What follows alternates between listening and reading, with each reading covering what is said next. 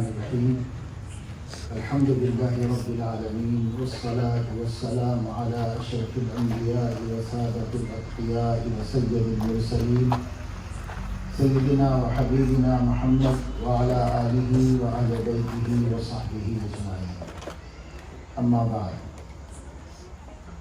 قال الله تبارك وتعالى: يا أيها الذين آمنوا قوا أنفسكم وأهليكم نارا وقودها الناس والحجارة عليها ملائكة غلاظ شداد لا يعصون الله ما أمرهم ويفعلون ما يؤمرون.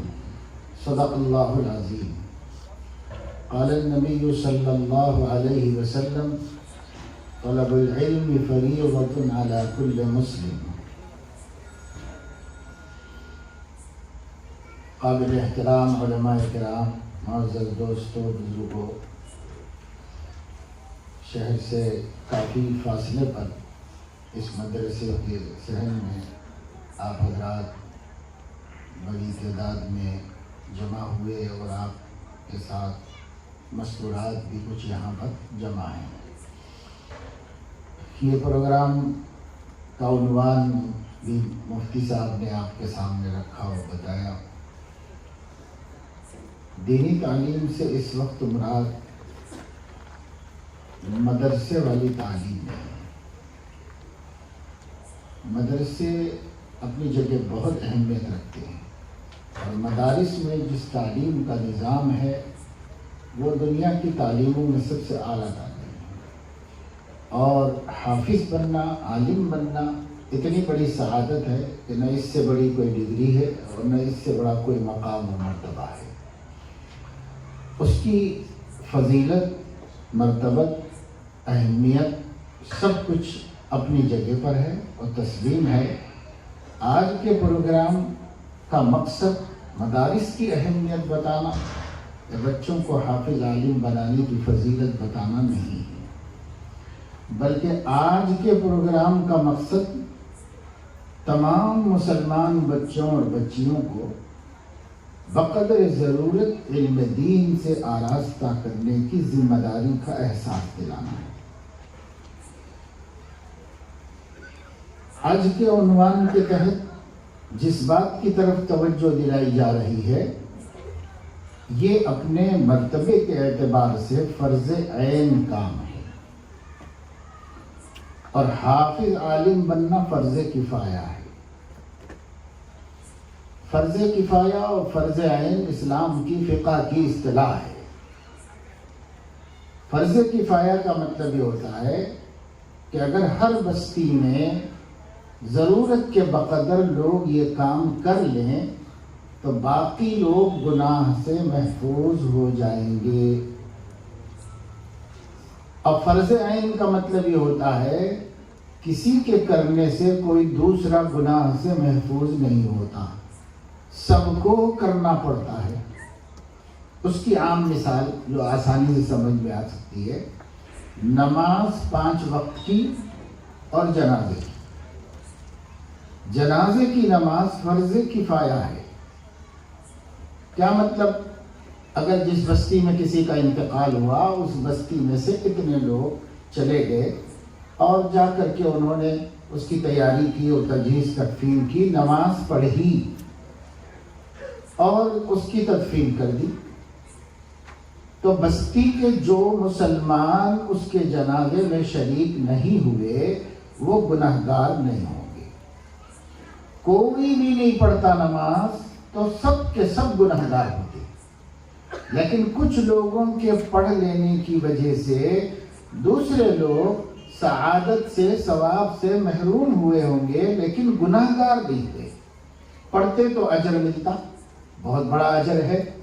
حدیث پاک میں ہے، بخاری شریف کی روایت ہے کہ کسی کا انتقال ہو جائے اور کوئی مسلمان اس کے جنازے میں شریک ہو، نماز پڑھنے کے بعد واپس ہو جائے تو اس کو 1 اوقیہ اجر ملتا ہے اور تدفین تک ساتھ میں رہے تو 2، اور ہر اوقیہ وہ احد پہاڑ کے برابر ہے. تو احد پہاڑ ایک بہت بڑا پہاڑ ہے مدینے کا، ایک پہاڑ کے برابر ثواب ملے گا، ایک پہاڑ کے برابر اس کو ثواب ملے گا جو نماز پڑھ کے چلا گیا، اور 2 پہاڑ کے برابر اس کو ثواب ملے گا جو تدفین ہونے تک ساتھ میں رہا، اس کو ڈبل ملے گا۔ یہ بات حضرت ابو ہریرہ رضی اللہ تعالیٰ عنہ نے بیان کی۔ کسی نے جا کر حضرت عبداللہ ابن عباس رضی اللہ عنہ کو سنایا، ثواب اتنا بڑا تھا، کام چھوٹا، کوئی خاص کام تو نہیں، کرتے ہی ہیں، سبھی کرتے ہیں، غیر مسلم بھی کرتے ہیں، اپنے تعلقات میں شریک رہتے ہیں، دفن تک آخر تک رہتے ہیں، جلانے تک ولانے تک، تو سبھی کرتے ہیں۔ تو دیکھنے کے اعتبار سے کام کوئی بہت بڑا نہیں تھا، لیکن ثواب بہت بڑا سامنے آیا۔ تو حضرت ابن عباس رضی اللہ عنہما کو اس میں شک ہوا، اتنا بڑا ثواب، اس میں شک ہوا، اور انہوں نے کہا کہ بھائی ابو ہریرہ کا کام تو بڑے بڑے اجر و ثواب بتاتے رہنا ہے اور حدیثیں سناتے رہنا ہے، میں تحقیق کرتا ہوں کہ یہ بات صحیح ہے کہ نہیں۔ انہوں نے حضرت عائشہ رضی اللہ تعالیٰ عنہا سے پوچھوایا۔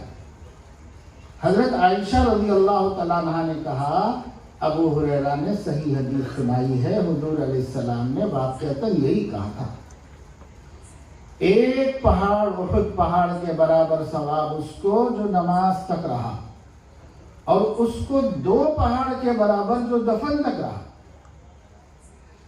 جب حضرت عائشہ نے تصدیق کر دی، آدمی نے آ کے بتایا کہ حضرت فرما رہے ہیں ام المومنین کہ بالکل صحیح روایت ہے، صحیح بات ہے، اس میں کوئی شک نہیں ہے، حضور نے ایسے ہی فرمایا۔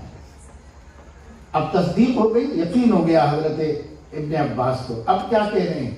کہہ رہے ہیں ہائے افسوس، اتنے دن کے بعد ہمیں یہ بات معلوم ہوئی، میں نے کتنے پہاڑوں کا ثواب کھو لیا ہے۔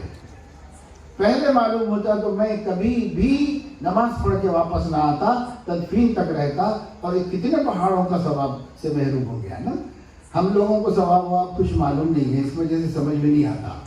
ہم لوگوں کو پیسے میں بات کی جائے تو سمجھ میں آتا ہے، کروڑ روپے چھوٹ گئے تب سمجھ میں آتا ہے، کروڑ کی لاٹری اٹھی تھی اور وہ چھوٹ گئی تو تب سمجھ میں آتا ہے کہ ہارٹ اٹیک بھی ہو جاتا ہے۔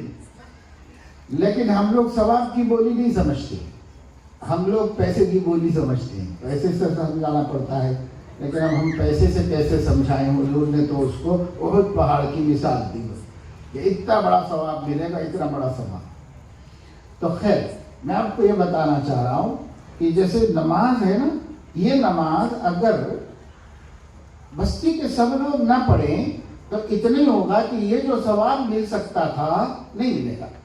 بڑا نقصان ہے، لیکن ثواب نہیں ملنے کا ہی نقصان ہے۔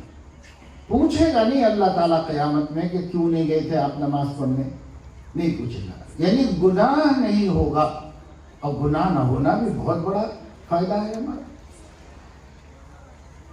یہ جنازے کی نماز کی مثال ہے، اس کو کہتے ہیں فرض کفایہ۔ کچھ لوگوں نے اس فریضے کو ادا کر دیا تو باقی لوگ اس کے گناہ سے بچ جاتے ہیں۔ یہ مطلب نہیں ہے کہ ثواب بھی ملے گا، ثواب نہیں ملے گا، ثواب ان کو ہی ملے گا جو شریک ہوئے ہیں، جو نہیں ہوئے وہ محروم رہیں گے، پر گناہ نہیں ہوگا۔ اس کے مقابلے میں 5 وقت کی نمازیں ہیں۔ اگر کوئی آدمی 5 وقت کی نمازیں پڑھے تو ہماری بستی میں مسجد ہے، اور مسجد میں 10 صفیں نماز پڑھتے ہیں، ہر صف میں 50 آدمی کھڑے ہیں، 500 آدمی محلے کے فجر پڑھ لیے، لیکن 500 نہیں پڑھے تو ان کے 500 آدھے پڑھ لینے کی وجہ سے آدھے نہیں بچیں گے۔ ایک بھی نہیں پڑھے گا تو وہ گناہگار ہوگا۔ ہر بندے کو گناہگار ہونا پڑے گا اگر نماز چھوڑے گا، کیونکہ فرض عین ہے۔ فرض عین کا یہ مطلب ہوتا ہے انڈیویجلی ہر آدمی کو کرنا ہے، کوئی لوگ کرنے سے کوئی لوگوں کے اوپر سے ہلکا ہونے والا نہیں۔ تو ایک نماز جنازہ ہے، کچھ لوگ جتنے لوگوں کے پہنچنے سے وہ میت کے گھر والوں کو کام بن جائے گا، اتنے لوگ محلے کے چلے گئے تو باقی لوگ گناہ سے بچ گئے۔ اس کو کہتے ہیں فرض کفایہ، یعنی یہ کفایت کر گیا، کافی ہو گیا ان لوگوں کا شریک ہونا۔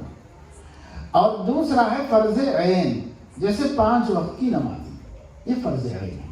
یہ مثال آپ ذہن میں رکھیے، اور پھر میں نے کیا کہا اس کو دوبارہ غور کیجئے کہ ہم اس وقت جس تعلیم کی بات کر رہے ہیں یہ فرض عین تعلیم ہے، اور مدارس دینیہ میں جو مستقل کام ہوتا ہے وہ ہے تو بہت بڑا کام اور بہت ضروری کام اور بڑی عزت و سعادت کا کام، لیکن وہ ہے فرض کفایہ۔ مثال کے طور پر کھمم میں اتنے علماء اور حفاظ ہیں کہ جتنی مسجدیں ہیں ان کو حافظ ڈھونڈنا نہیں پڑتا، حافظ موجود ہے، ہر مسجد کو حافظ مل جاتا ہے رمضان شریف میں تراویح سنانے کے لیے، اور امام مل جاتا ہے، اور عالم دین موجود ہے مسئلے بتانے کے واسطے۔ اتنے علماء ہیں کہ کسی کو بھی بستی میں ضرورت پیش آئے تو قریب میں ہی کوئی عالم مل جائیں گے، وہاں جا کے مسئلہ پوچھ لے اور مسئلہ معلوم کر لے ان سے، یا کوئی جھگڑا ہو جائے تو اسلامی فیصلہ ان سے کرا لے سکے، یا نکاح طلاق کا مسئلہ ہو تو وہ کام آ جائیں۔ اسی طریقے سے موت مٹی ہے تو علماء ہم کو مل جائیں کہ یہ کام کر دیں۔ اگر کھمم میں اتنے علماء حفاظ دین کے خادم موجود ہیں تو اب کوئی بھی گناہگار نہیں ہوگا، کوئی مسلمان بھی اگر اپنے بچے کو نہیں پڑھاتا تو گناہگار نہیں ہوگا۔ یہ اور بات ہے کہ حافظ قرآن بنانے کی سعادت سے محروم ہے، عالم دین ہو جائے اس کے خاندان میں کوئی، اس عزت سے وہ محروم رہے گا، لیکن گناہگار نہیں ہوگا۔ ہاں، بستی میں اتنی شارٹیج ہو گیا علماء کا کہ آپ کو ضرورت پڑی تو ہے ہی نہیں، ایک مولانا وہاں رہتے ہیں، ایک مولانا وہاں رہتے ہیں، وقت پہ ملتے نہیں، کبھی سفر میں رہتے ہیں، ہمارے دین کو ہم دین بتانے والا نہیں کوئی، تو پھر سارا کھمم گناہگار ہو۔ سارے کھمم کا ہر مسلمان نماز پڑھتے ہوئے بھی گناہگار ہے، روزہ رکھتے ہوئے بھی گناہگار ہے، خیرات کرتے ہوئے بھی گناہگار ہے، کیونکہ اس نے بستی میں اتنے علماء نہیں رکھے کہ ٹائم پر اویلیبل رہے اور ان کو مل جائے مسئلہ بتا دیں۔ اتنے علماء کا فراہم کرنا فرض کفایہ ہے۔ اگر بستی میں اتنا انتظام ہو گیا ہے تو کسی کو گناہ نہیں ہوگا، نہیں ہوا ہے تو سب گناہگار ہو گیا ہے تو کسی کو گناہ نہیں ہوگا۔ اس کے برخلاف پاکی ناپاکی کے مسائل، نماز کا صحیح طریقہ جاننا، قرآن مجید کو تجوید کے مطابق پڑھنا، عقائد کے بارے میں باخبر ہونا، دین کے بنیادی عقیدے کیا ہیں، اسلام اور مسلمان کس کو کہتے ہیں، اللہ کے بارے میں ہمیں کیا اعتقاد رکھنا چاہیے، نبی کے بارے میں کیا رکھنا چاہیے، قرآن کے بارے میں، فرشتوں کے بارے میں، آخرت کے بارے میں، تقدیر کے بارے میں، موٹی موٹی باتیں کم سے کم بقدر ضرورت اتنا جاننا، اتنا عقیدوں کو جاننا، اتنا عبادات کو جاننا، اتنا معاملات اور معاشرت کو جاننا ہمارے اوپر فرض عین ہے۔ ہر مسلمان کو سیکھنا ہے، ہر مسلمان کو سیکھنا ہے۔ حضور علیہ السلام کا ارشاد میں نے پڑھا، طلب العلم فریضۃ علی کل مسلم، علم دین کا حاصل کرنا ہر مسلمان پر فرض ہے۔ بہت سے لوگ وہ مسلمتن بڑھا دیتے ہیں، لیکن احادیث میں وہ مسلمتن نہیں ہے، مسلمن کہنے سے مسلمہ اس میں خود بخود آ جاتی ہے، الگ سے بولنے کی ضرورت نہیں ہوتی ہے۔ طلب العلم فریضۃ علی کل مسلم، ہر مسلمان مرد اور عورت پر علم دین حاصل کرنا فرض عین ہے، اور بالغ ہونے سے پہلے حاصل کر لینا ہے، اس لیے کہ بالغ ہونے کے بعد تو عمل کا مواخذہ شروع ہو جاتا ہے۔ اگر کوئی آدمی یہ کہے کہ جو ہے میں ابھی 16 سال کا ہوں، ایک ہی سال ہوا میں بالغ ہو کر کے، اس وجہ سے ابھی میں یہ نہیں سیکھا، ابھی میں وہ نہیں سیکھا، یہ چلنے والی بات نہیں، اس لیے کہ بالغ ہونے کے بعد علم سیکھنے کا حکم نہیں دیا گیا اس کو، بالغ ہوتے ہی کام شروع کرنا ہے اس کو، اس کی نیکی نیکی، اس کا گناہ گناہ ہے۔ بالغ ہونے سے پہلے اس کی نیکی نیکی ہے، لیکن اس کا گناہ گناہ نہیں، اللہ اس پر سزا نہیں دیتا۔ لیکن جیسے ہی بالغ ہو گیا، جس گھڑی 15 سال کا ہو گیا، مرد ہو یا عورت، اس کے ساتھ ہی اس کے گناہ بھی لکھے جانے شروع ہو جاتے ہیں۔ نیکی تو ہے ہی، گناہ بھی لکھے جانے شروع ہوتے ہیں۔ اب آپ سوچیں ہمارے کتنے بچے بالغ ہو گئے ہیں، انہیں خود پتہ نہیں ہے کہ پاکی کیا ہے، ناپاکی کیا ہے۔ ہماری کتنی بچیاں بالغ ہو گئی ہیں، گھر میں گھر کی عورتیں، بچی بڑی ہو گئی اور بچی جو ہے شادی کے قابل ہو گئی، اور اس کے مختلف عنوانات ہیں، مختلف نام ہیں، تیلگو میں، اردو میں، الگ الگ اپنے اپنے کلچر میں ہیں. اس کو خوشی مناتے ہیں، اس پر اس کو جوڑے کپڑا بناتے ہیں، اس کے لیے فخر کرتے ہیں. سب کو پتا ہے کہ بچی ہماری بالغ ہوگی، گھر میں بابا خوش ہیں، اماں خوش ہیں، گھر میں خاندان میں نانی دادی سب کو خوشی ہے، بچی بڑی ہو گئی، بچی بڑی ہو گئی، سب کو خوشی ہے. اور اس کے لیے خوشی کے اظہار کے طریقے بھی ہیں، وہ طریقے بھی ہمارے ہاں رائج ہیں. لیکن کسی کو یہ خیال نہیں آیا کہ بالغ ہونے کا ایک مفہوم یہ بھی ہے کہ نیکی کی طرح گناہ بھی لکھا جائے گا. وہ بھی بچی کو سکھانا، نہیں تو آج سے کھاتا کھل گیا ہے، ہر گناہ فرشتہ نوٹ کر رہا ہے. اب سکھانا ہے بچی بیٹی، آج کے بعد تیرا گناہ پکڑا جائے گا، آج سے پہلے بھی نہیں کرے. تربیت تو بہت پہلے سے کرتے آ رہے ہیں ہم، لیکن پھر بھی کسی نے کیا تو اللہ نابالغ کو نہیں پوچھتا، معاف کر دیتا ہے. لیکن آج کے بعد نہیں معاف کرے گا. آج کے بعد ہر چھوٹے بڑے گناہ کی پکڑ ہونے والی، ہر چھوٹے بڑے گناہ کی پکڑ ہونے والی ہے. اگر ماں باپ کو اس بات کا احساس ہوتا کہ ہمارے بچے بالغ ہوتے ہی اللہ کی پکڑ میں آنے والے ہیں، تو پھر بچے جب سے 7 سال کے ہیں تب سے ہی ان کی تربیت شروع کر دے گی. کیونکہ آدھی زندگی ہے نا، 15 میں سے 7 سال، 7 سے آپ شروع کریں گے، 15 میں سے آدھے چھوڑ دو آپ اب کے بچوں کو کھیلنے کودنے، صحت بنانے اور انجوائے کرنے کے لیے چھوڑ دو. بچپنا ہے، اللہ نے بچوں کو حق دیا ہے. وہ جو ہم تو لے جا کے 3 سال میں ہی کانوینٹ میں شریک کر دیتے ہیں، کنڈر گارٹن یہ وہ پتہ نہیں کیا کیا بنا کے رکھی. یعنی بچے ہمارے لیے وبال جان ہے، مصیبت ہے ہمارے لیے بچے. بچوں کو، اس زمانے کے بچوں کو، بچیوں کو نصیبہ نہیں ہے، ان کی قسمت نہیں ہے کہ وہ اپنے ماں کے ساتھ رہیں. ان کی قسمت نہیں ہے کہ وہ اپنے گھر میں کھیلیں کودیں اور اپنے بڑوں کے سائے میں اپنی family back ground, family culture اور فیملی خصوصیات کو سیکھ لیں. اس کی قسمت نہیں ہے بچوں. اس وجہ سے بچہ پیدا ہوا آپ کے گھر میں اور اس نے کلچر اختیار کیا مشنری کا، یا کرسچن مشنری کا، یا ہندو مشنری کا کلچر اس نے اختیار کیا. کیوں؟ پیدا ہوا آپ کے گھر میں، مسلمان کے گھر میں. تو اس کی وجہ یہ ہے کہ کم سے کم بچے کو 7 برس تک اپنے ماں باپ کے زیر سایہ رہنا چاہیے. یہ زمانہ ہے جس میں نفسیاتی طور پر، فطری طور پر بچہ اپنے ماحول کو جذب کر لیتا ہے، اپنے ماحول کو پرنٹ کر لیتا ہے اپنے قلب میں. اور اس کا جو بھی خاندان میں شرافت ہے، تہذیب ہے، بڑے لوگوں سے جو اچھے عقیدے چلے آ رہے ہیں، مسلمان ہیں تو توحید کا عقیدہ، رسالت کا عقیدہ، قرآن کی عظمت کا عقیدہ، نماز پڑھنے کا وقت پر اذان کا عقیدہ، نماز کا عقیدہ، یہ 7 سال تک بچے اپنے ماں کے زیر سایہ ہوں اور اپنے گھر کے کلچر میں ہوں، تو وہ اس کلچر کو پرنٹ کر لیتے ہیں اپنے دماغ میں اور اپنے دل. اس لیے اسلام نے 7 برس تک کچھ بھی نہیں کہا. وہ تو عیسائیوں کو چونکہ ہر قوم کے بچے کو عیسائی بنانا تھا، تو انہوں نے آپ کو فریب دیا، دھوکہ دیا کہ چھوٹے سے ڈال دو بچوں کو، چھوٹے سے بچوں کو ڈال دو. انہوں نے دھوکہ دیا کیونکہ وہ آپ کے بچوں کو مسلمان رکھنا نہیں چاہتے تھے. اس لیے انہوں نے کہا 3.5 سال سے، 4 سال سے آپ کو پیدا ہوتے ہی فکر لگی ہوئی ہے، کون سے اسکول میں شریک کروں، کون سے اسکول میں شریک کروں، اس کی فکر ہے. تو اس کا نتیجہ یہ ہوتا ہے کہ بچے پیدا تو ہوتے ہیں مسلمان کے گھر میں یا ہندو کے گھر میں، ان کا کلچر الگ، ان کا کلچر الگ، لیکن سب کے بچے بن رہے عیسائی. سب کے بچے وہ کرسچن کلچر یا ویسٹرن کلچر کے اوپر آ رہے ہیں، سب کے بچے.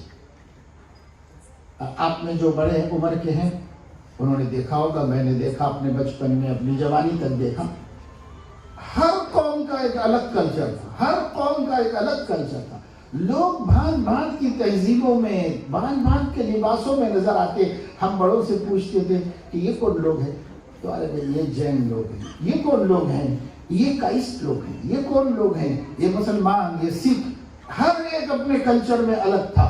لیکن مشنری اسکولوں نے آج نسل کو دیکھ لو، 40-50 سال 60 سال کی عمر کے جتنے لوگ ہیں سب ایک کلچر میں، کسی مذہب کے ہوں گے، کسی دین کے ہوں گے، سب ایک ہی کلچر میں نظر آئیں گے، ایک ہی وضاقت اور ایک ہی لباس میں نظر آئے گا. تو کرسچنوں نے جان بوجھ کر دھوکہ دے کر تمام ہندوستانی اقوام کی تہذیبوں کو مٹانے کے واسطے 3 سال کے بچوں کو، 4 سال کے بچوں کو ایڈمٹ کر لیا اپنے اسکولوں کے لیے. ان کو کچھ کھلانا پلایا، کھیل کھلائے، کھانا بھی کھلایا، پیسے آپ سے اینٹے، آدھے کھلائے آدھے بچائے، بزنس بھی کیا اور ہماری قوم کی خصوصیات بھی ختم کر. پیسہ خوب کمایا انہوں نے اسکول سے کما کے تبلیغ میں لگا رہے، اسکولوں سے کما رہے بے حساب. مشنری اسکول جو ہیں وہ دودھ دیتی بھینس ہے، بھینس سے جیسا دودھ نکل رہا ہے، خوب کما رہا ہے بھینس کا مالک، ایسے وہ خوب کما رہے ہیں. کوئی خیراتی کام نہیں کر رہے، سب کما رہے ہیں. وہی ہم سے چھین کر ہمارے اوپر لگا کر ہماری تہذیب بدل رہے ہیں. اور اگر اور آگے بڑھ کے ہم ہمت کر لیں، کالج تک بھی پہنچ جائیں تو دین، ایمان، عقیدہ اور دماغ بھی بدل دے گا. یہ وہ کر رہے ہیں. انہوں نے 200 سال کیا. یہ جب ان کا اقتدار ہندوستان پہ 200 سال رہا، 200 سال کے اقتدار میں انہوں نے یہ سب کچھ کیا. اور اقتدار ختم ہونے کے بعد سے اب تقریباً 80 برس ہو گئے ہیں. تو یہ جو 80 برس ہو گئے ہیں، تو اس 80 برس میں انہوں نے حکومت تو چھوڑ دی لیکن اسکول نہیں چھوڑے. اس پورے عرصے میں انہوں نے اسکول اپنے ہاتھ میں رکھے اور اچھی تعلیم کا بہانہ بنا کر ہندوستان کی تمام مذاہب کی تہذیبوں کا جنازہ اٹھا دیا اور اپنی ویسٹرن کلچر اور تہذیب سب کے اوپر تھوپ دی، سب کو اسی میں بہا دیا. یہ تو ہو گیا. لیکن گزشتہ 50 برس میں میری اپنی جانکاری اور معلومات اور میں نے جتنی تحقیق کی اس لائن سے، ماڈرن ایجوکیشن کی لائن سے، گزشتہ 50 سال پہلے، یعنی آج سے 50 سال پہلے RSS کو اور ہندو برادری کو احساس ہوا کہ یہ کرسچنوں نے تو ہماری تہذیب ہی ختم کر دی. ہم سے بڑی غلطی ہوئی ہے کہ ہم نے اپنے اسکول نہیں کھولے. اچھی تعلیم کے واسطے ہم نے ان کے حوالے اپنے بچوں کو کیا. یہ غلطی ہم نے کی. یہ غلطی کا احساس آج سے 50 برس پہلے ہندو قوم کو ہوا ہے اور اس کے نتیجے میں انہوں نے ہندو مشنری اسکول کھولنے شروع کیے. آج پورے تلنگانہ میں گاؤں گاؤں آپ کو ایسے اسکول مل جائے. میں بہت سی جگہوں پر دیکھتا ہوں کہ صاحب ایک جگہ پر کوئی اسکول نہیں تھا، مشنری کا بھی نہیں تھا، ہندوؤں کا بھی نہیں تھا، سرکاری اسکول چلتا تھا. یعنی کسی گاؤں میں، دیہات میں، منڈل میں یا پسماندہ علاقوں میں صرف سرکاری اسکول تھے. اتفاق سے وہاں پر آ کر کے مشنری نے اپنا اسکول کھولا. جیسے ہی انہوں نے اسکول کھولا، ایک تنظیم ہے ہندوؤں کی، وہ لوگ پیسے والے ہیں، ریڈیز ہیں، یہ لوگ فوراً جہاں انہوں نے کھولا اس کے اگل بغل میں آمنے سامنے کسی جگہ ایک بلڈنگ خریدتے ہیں یا جگہ لے کر کے شیڈ ڈال دیتے ہیں اور فوراً اپنا اسکول کھولتے ہیں. اس احساس کی وجہ سے کہ ہماری قوم کے بچے وہاں نہ جائیں. ان سے لڑنا مسئلے کا حل نہیں، ان سے جھگڑنا مسئلے کا حل نہیں ہے. ہندو ذہن نے یہ سوچا بجائے کرسچن کو اپنا دشمن بنانے یا یہ اعلان کرتے پھرنے کہ مشنری میں مت پڑھو، مشنری میں مت پڑھو، ایسا کبھی وہ لوگ نہیں بول رہے. وہ بول ہی نہیں رہے، ان کا نام ہی نہیں لے رہے. وہ یہ کر رہے ہیں کہ انہوں نے یہاں کھولا تو انہوں نے یہاں کھول دیا. بس اب ہندو بچوں کو وہاں جانے کی ضرورت نہیں ہے، وہ یہاں آئیں یا جتنے آ جائیں گے اتنے تو بچ جائیں گے. یہ انہوں نے کیا. لیکن ہم نے ابھی تک متبادل نہیں کیا. ہمارے علماء تقریریں کر رہے ہیں کہ اسکولوں میں پڑھ کے بچے خراب ہو رہے ہیں، مشنری میں بچے خراب ہو رہے ہیں، بچے خراب ہو رہے ہیں. تو ایک پڑھا لکھا آدمی آ کر پوچھتا ہے کہ مولانا صاحب ٹھیک ہے آپ کی بات ہمیں سمجھ میں آ رہی ہے، ہم اس سے مطمئن ہیں، لیکن کیا ہم اپنے بچے کو اب مدرسے میں شریک کر دیں؟ ہم دنیا کی تعلیم نہ دیں؟ ہم اسکول ایجوکیشن نہ کرائیں بچے کو؟ ہم کرانا چاہتے ہیں، آپ بولیے کہ کام کرائیں. تو اس کا کوئی جواب ہمارے خطیبوں کے پاس نہیں ہے، اس کا کوئی جواب نہیں. لیکن اگر کسی ہندو نے تقریر کی اور کہا اپنے بچوں کو مشنری میں مت پڑھاؤ، اور وہاں سے کوئی کھڑے ہو کے پوچھے کہ پھر آپ بولیے کہ کہاں پڑھائیں، وہ 50 اسکولوں کے نام بتا سکتا ہے کہ یہاں پڑھاؤ، یہاں پڑھاؤ، یہاں پڑھاؤ. ہم بتا سکتے ہیں کہ ایسا اسکول فلاں جگہ ہے، کھمم میں ایسے اتنے اسکول ہیں، وہاں پڑھاؤ، ایمان خراب نہیں ہوگا، تہذیب خراب نہیں ہوگی، اعلیٰ تعلیم حاصل ہوگی. کون منع کرتا ہے ڈاکٹر بننے سے، انجینئر بننے سے، سائنٹسٹ بننے سے، ایجوکیشنلسٹ بننے سے؟ کون منع کر رہا ہے؟ نہیں بننا چاہیے مسلمان. مسلمانوں میں بھی اتنے ہونے چاہیے جتنی کہ مسلمانوں کی تعداد ہے، اتنے ہونے چاہیے.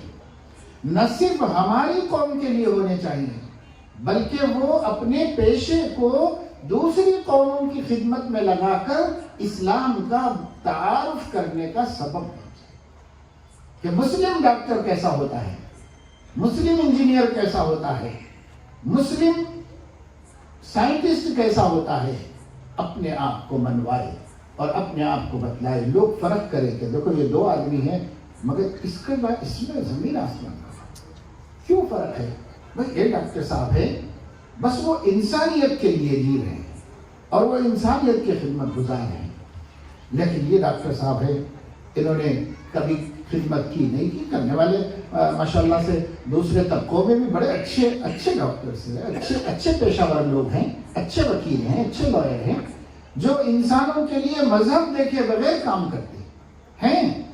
اپنے پاس کتنے ہیں؟ ہمارے پاس ہیں.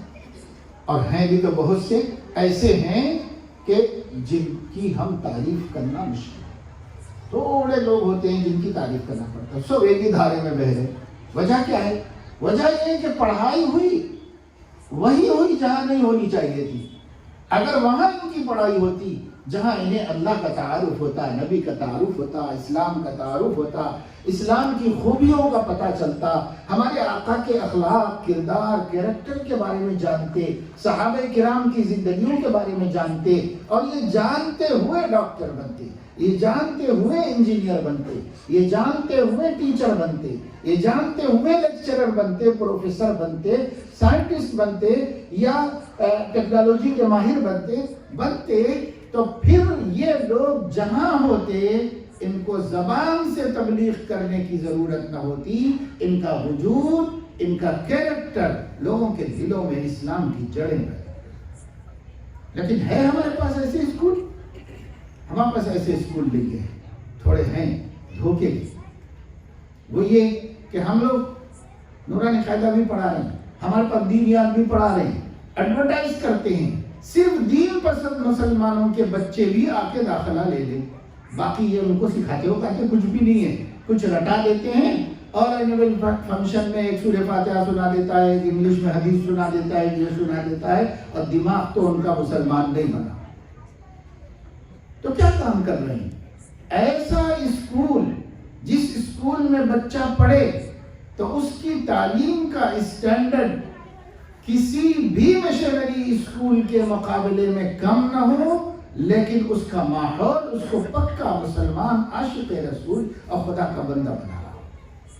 ماحول اس کو بنا رہا ہو. میں بھی بتا رہا تھا اثر کے بعد کہ دیکھو اتنے سال، 200 سال، اب تو 300 سال، 300 سال میں کسی مشنری اسکول میں تورات نہیں پڑھائی جاتی ہے، کوئی مذہب کی کتاب بائبل نہیں پڑھائی جاتی ہے، کوئی کتاب انہوں نے کورس میں داخل نہیں کی، لیکن انہوں نے ایک ایسا ماحول دیا کہ اس ماحول میں بچوں کے ذہن بدل گئے، فکر بدل گئی، نظر بدل گئی. ایسا ماحول دیا.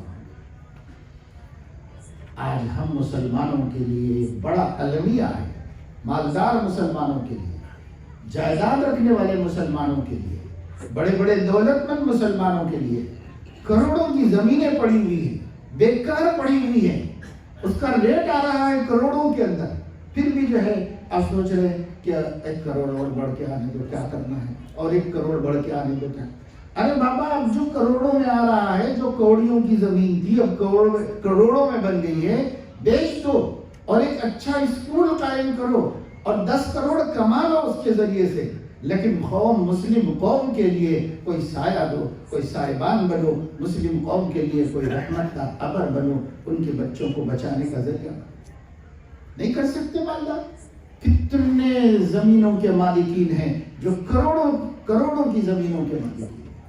ایسے مسلمانوں کو میں جانتا ہوں 100 کروڑ 200 کروڑ 500 کروڑ کی جائیداد کے مالک، بیکار پڑی ہوئی ہے زمین، کاشت بھی نہیں کر رہے اس کے اوپر، رہنے تو کیا کریں گے، بچوں کو ضرورت پڑے گی، بعد میں اور ریٹ آئے گا اور ریٹ آئے گا۔ ارے بھائی، بچوں کو ضرورت پڑے گی تو دنیا ہی تو بنے گی، ان کی دنیا ہی تو بنے گی، دین کا کیا ہوگا؟ آپ اس کا صحیح استعمال کر کے پوری ملت کے 1000 2000 5000 بچوں کا ایمان بچا سکتے ہیں، ان لوگوں کی اچھی تربیت کے ساتھ اعلیٰ تعلیم دے سکتے ہیں، اور آپ کا بزنس بھی ہوگا۔ ہم نہیں کہہ رہے کہ آپ خیراتی ادارہ قائم کریں، ہم کہہ رہے ہیں بزنس کرو، دنیا بزنس کر رہی ہے اسکولوں کے ذریعے سے، مگر اپنے اپنے مشن بنا کے کر رہی ہے، ہم نے کوئی مشن نہیں بنایا۔ تو یہ تو ایک بہت بڑا المیہ ہے، رونا ہے۔ مجھے اس کے بارے میں اس مجمع سے کہنا مقصود نہیں تھا، لیکن بات آئی تو میں آپ کو بتا رہا ہوں، یہ بھی بڑا اہم عنوان ہے۔ اس کے لیے شہر کے سمجھدار، پڑھے لکھے اور دولت مند لوگوں کو جوڑ کر ان سے بات کرنا چاہیے، ان کو بتانا چاہیے کہ آپ ایک بہت بڑی خدمت اپنے نبی کی کر سکتے ہیں، اور وہ خدمت بھی اپنا خرچہ کر کے نہیں، پہلے خرچہ کرو بعد میں اسی سے نکال لو واپس پیسہ، تجارت کر کے خدمت کر سکتے ہو نبی، لیکن نہیں، لوگوں کو اس جانب دھیان نہیں ہے، توجہ نہیں ہے۔ تو اس وجہ سے وہ ایک اہم مسئلہ ہے، اس پر کبھی آپ لوگوں کو، آپ میں جو لوگ اس کے قابل ہو ان کو غور کرنا اور سوچنا ہے۔ اس وقت جو بات کی جا رہی تھی وہ فرض عین علم کی بات تھی، یہ سب کو حاصل کرنا ہے، مدرسے میں پڑھنے والوں کو بھی، اسکول میں پڑھنے والوں کو، سب کو حاصل کرنا ہے۔ اس کی فکر ہم نہیں کر رہے ہیں۔ اللہ تعالیٰ نے، اللہ کے رسول صلی اللہ علیہ وسلم نے فرمایا، مروا صبیانکم بالصلاۃ وہم ابناء 7 وضربوہم وہم ابناء 10۔ اپنے بچوں بچیوں کو نماز کی تاکید کرو جبکہ وہ 7 برس کے ہو جائیں، اور ان پر سختی کرو، تھوڑی پٹائی کرو جب وہ 10 برس کے ہو جائیں اور نماز چھوڑ دیں۔ تو دیکھیے، اسلام تعلیم و تربیت کے لیے 7 برس سے لے رہا ہے، اس واسطے لے رہا ہے کہ 7 برس سے پہلے بیکار نہیں چھوڑنا بچوں کو۔ ہمیں دھوکہ دیا گیا کہ بچوں کو بیکار چھوڑ، 7 برس سے پہلے بچے بیکار نہیں ہیں، بچوں کو اپنے گھر کے ماحول سے عقیدہ دو۔ وہ 7 برس عقیدے سیکھنے کے واسطے، وہ 7 برس کلچر سیکھنے کے واسطے، وہ 7 برس اپنے خاندان کے اخلاق اور تہذیب و خصوصیات کو سیکھنے کے واسطے، شرافت کو سیکھنے کے واسطے ہیں، اور اس کے لیے کوئی اسکول نہیں ہوتا، کوئی اکیڈمی نہیں ہوتی، اس کے لیے اپنا گھر ہوتا ہے اور اپنے گھر کا ماحول ہوتا ہے۔ اس لیے ان 7 برسوں کو اسلام نے چھوڑ دیا۔ لوگ سمجھ رہے ہیں اسلام نے 7 برس سے تعلیم کا حکم دیا ہے تو 7 برس بیکار کر دیے بچوں کو، اور عیسائیوں نے 3 برس سے تعلیم دینا شروع کر دیا تو وہ زیادہ سمجھدار ہیں۔ نعوذ باللہ، ہمارے نبی سے زیادہ کوئی سمجھدار نہیں، ہمارے نبی سے زیادہ کوئی سمجھدار نہیں، اور ہمارے نبی سے زیادہ انسانیت کا کوئی ہمدرد نہیں، کوئی ہمدرد نہیں انسانیت کا۔ انہوں نے جو 7 برس چھوڑے ہیں بیکار نہیں چھوڑے، اس میں ایک بہت بڑا کام ہوتا تھا، اور وہ کام یہ ہوتا تھا کہ بچے اپنے گھر کے ماحول میں مومن کامل بن جاتے تھے۔ 7 سال کا بچہ مومن کامل ہوتا تھا، وہ بتا نہیں سکتا تھا اپنی زبان سے کہ اس کا عقیدہ کیا ہے، لیکن وہ عقیدہ جو ہونا چاہیے وہ اس کے دل دماغ میں رچ بس گیا۔ یہ گھر کا ماحول ہوتا تھا. اس گھر کے ماحول کے لیے 7 سال چھوڑ دیا. یہ سب سے بڑا کام تھا، اہم کام اور ضروری کام، کہ دین، عقیدہ اور تہذیب بچوں کو پہلے مل جائے. اب جب وہ اس رنگ میں رنگ گئے، اس طرح کہ اب کوئی رنگ ان کا رنگ بدل نہیں سکتا، تو تعلیم شروع کرو، پڑھائی شروع کرو. پڑھاؤ، ہنر پڑھاؤ، علم پڑھاؤ، دین پڑھاؤ، دنیا پڑھاؤ، اور جو پڑھانا ہو پڑھاؤ. اب پڑھاؤ اس واسطے کہ تمہارا بچہ صبغۃ اللہ میں رنگ گیا ہے. اب تمہارے بچے کو کوئی دوسرا رنگ نہیں چڑھ سکتا. صبغۃ اللہ ومن احسن من اللہ صبغہ. یہ بچوں کے لیے وقت تھا. لیکن اولاً تو ہم 3.5-4 برس سے اسکول کے حوالے کر کے گھر سے محروم کر دیتے ہیں بچوں کو. دوسرے یہ کہ اگر نہ بھی بھیجیں تو خود ہمارا گھر کون سا اسلام کدا ہے، ہمارا گھر کون سا اللہ کے دین پر اور عقیدے پر اور توحید پر جمع ہوا ہے کہ وہ یہاں رہیں تو پکے موحد بن جائیں. وہ اس گھر میں رہیں، ان گھر والوں میں رہیں تو وہ پکے مسلمان بن جائیں. اس کے لیے تو یہ کرنا پڑے گا کہ پہلے ماں باپ کو بدلنا ہوگا، پھر اس کے بعد اپنے گھر کا ماحول بدلنا ہوگا، پھر اس کے بعد وہ بچوں کو گھر میں رکھ کر ان کو بدلنا ہوگا. ایک کام ہے. تو اب یہ سب ہوگا تو بہت مشکل ہے. ہم یہ کہہ رہے ہیں کم سے کم اس نسل کو بچانے کے واسطے مکتب سسٹم سے فائدہ اٹھاؤ، مکاتب قائم کیجیے. آپ یہ عربی کا لفظ ہے، اس وجہ سے تھوڑا مفہوم سمجھ جائیے کہ جب ہم مولویوں کے زبان پر مدرسہ ہوگا تو اس سے مراد ہوگا ہوا وقتی مدرسہ، جہاں قرآن حدیث کی تعلیم ہوتی ہے، حافظ بنایا جاتا ہے، عالم بنایا جاتا ہے اور پوری تعلیم دی جاتی ہے. 24 گھنٹے مدرسے میں رہتے ہیں، چاہے شہری ہو چاہے بورڈنگ کا ہو. اس کو کہتے ہیں مدرسہ. اور جب ہم لوگ مکتب کہتے ہیں تو مکتب کہنے کا اس زمانے میں مفہوم یہ ہوتا ہے 1 گھنٹہ 1.5 گھنٹے کا وہ مدرسہ جس مدرسے میں اسکول ایجوکیشن کرنے والے مسلم بچے اور بچیاں اس لیے آئیں کہ ان کو ان کے مذہب کا علم حاصل ہو جائے، ان کو ان کا عقیدہ مل جائے، ان کو ان کی عبادتیں مل جائیں، ان کو ان کے نبی کی پیاری تعلیمات مل جائیں، اور ان کی اپنی زندگی اپنے نبی کی محبت میں اپنے اللہ کی رضا کے لیے گزارنے کا سلیقہ آ جائے. اس کے لیے مکتب. یہ مکتب اب آپ کو سمجھ میں آیا ہوگا کہ میں نے کہا مدرسے کی تعلیم فرض کفایہ اور مکتب کی فرض عین. کیوں کہا؟ اس لیے کہا کہ یہ تو سب کو سیکھنا ہے نا، اس سے کوئی بچ نہیں سکتا. یہاں تک کہ یہ مکاتب صرف بچوں ہی کے لیے نہیں ہونے چاہیے، یہ مکاتب بڑوں کے لیے بھی ہونے چاہیے. وہ تجارت کر رہے ہوں، زراعت کر رہے ہوں، مزدوری کر رہے ہوں، کچھ بھی کر رہے ہوں، انہیں 1 گھنٹہ روزانہ دینا ہوگا یا آدھا گھنٹہ دینا ہوگا. کیونکہ چھوٹے بچے بے شعور ہیں تو وہ 1 گھنٹہ دیں. آپ باشعور ہیں، آپ جلدی سے بات کو سمجھ لے سکتے ہیں تو آدھا گھنٹہ کافی ہے. آدھے گھنٹے کا مکتب اگر آپ کے امام صاحب نہیں چلاتے تو آپ ان کی خوشامد کریں، ان کے پیچھے پڑ جائیں اور ان سے کہیں کہ مولانا صاحب آپ کا کام بہت قیمتی ہوگا، وقت بہت قیمتی ہوگا، ہم اپنے طرف سے اپنی خوشی سے اتنے پیسے جمع کریں گے، آپ جو ہے ہمیں ٹائم دیجیے. آپ دینا پڑے گا آپ کو ہمیں ٹائم. ہم کہاں جا کے سیکھیں؟ ہم کیا مسجد کی دیواروں سے سیکھ لیں؟ ہم کیا مسجد کے کھمبوں سے سیکھ لیں؟ ہم کس سے سیکھ لیں مولانا پیش امام صاحب؟ ہم کس سے سیکھیں؟ ہمیں سیکھنا ہے، ہمیں جاہل نہیں مرنا ہے، ہمیں دین سیکھ کے طلب العلم فریضۃ کا حکم پورا کرنا ہے. ہم طے کر لیے ہیں. کس سے پڑھیں؟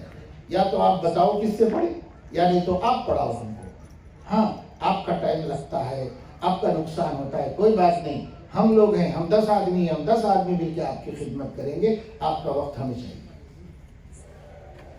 یہ فکر جب پیدا ہوگی تو آپ کریں گے.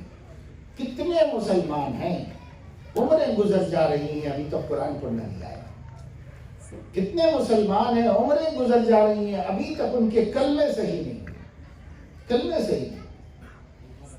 اور عورتوں کا تو کیا کہنا، ایک سے بڑھ کر ایک جاہل غافل ہے دین سے. دوسری ہوشیاریاں ہیں، سمجھ ہے، علم ہے، پڑھے لکھے بھی ہوں گے، لیکن دین سے غافل ہیں، دین سے جاہل ہیں۔ کتنی پڑھی لکھی عورتیں، بڑی بڑی ڈگریاں ہیں، مہذب ہیں، سمجھدار ہیں، اچھے اخلاق والی ہیں، اپنے گھر والوں کو خوش کر کے خدمت سے ہر اعتبار سے، لیکن دین تو دین بیچاری نہیں جانتی، اللہ کی بندگی تو وہ نہیں جانتی، اسے سکھایا ہی نہیں گیا تو کیسے جانی ہے؟ ایسے لوگ ہیں، میں یہ نہیں کہہ رہا ہوں کہ برے لوگ ہیں، اچھے لوگ ہیں، بڑے اچھے دل والے ہیں، بڑے اچھے کلچر والے ہیں، لیکن دین نہیں جانتے، دین سے واقف نہیں، عقیدے سے واقف نہیں، کئی کام ایسے کر رہے ہیں جو اللہ کے ہاں کفر و شرک سمجھا جاتا ہے اور کر رہے ہیں، پتہ ہی نہیں ان کو کہ ہم غلط کر رہے ہیں۔